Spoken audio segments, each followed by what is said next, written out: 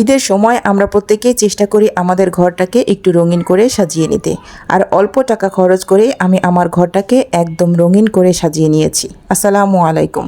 এখানে কিছু লাইট দেখতে পাচ্ছেন, এই লাইটগুলোর ভিতরে গোলাপ ফুল সেট করা ছিল। প্রত্যেকটা লাইটের সাথে এক এক কালারের ফুল ছিল। এখানে কয়েক ধরনের ফুল থাকার কারণে এই লাইটটা এত বেশি সুন্দর লাগছিল যে আপনি কাছ থেকে না দেখলে বুঝতেই পারবেন না। মনে হয় যেন একদম জীবন্ত ফুল ফুটে আছে। আমার হাজবেন্ড বাইরের সব কাজ একা করতে পারে, কিন্তু বাসার ভিতরে কোনো কাজই সে একা করতে পারে না। বাসার ভিতরে যত সহজ কাজই থাকুক না কেন, আমাকে কাছে বসে থাকতে হবে, আমাকে সেই কাজে হাত দিতে হবে, তারপরই সে কাজটা কমপ্লিট করবে। এছাড়া মনে হয় যেন সে কোনো কাজই জানে না, কোনো কাজই পারে না।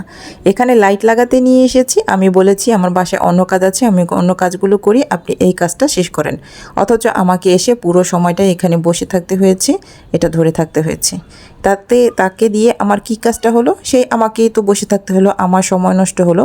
তারপরে যাই হোক, দুজনে মিলেমিশে আনন্দে কথা বলতে বলতেই কিন্তু লাইটটা সেট করে নিয়েছি। লাইটটা কেমন হয়েছে অবশ্যই কিন্তু আমাকে কমেন্টস করে জানাবেন।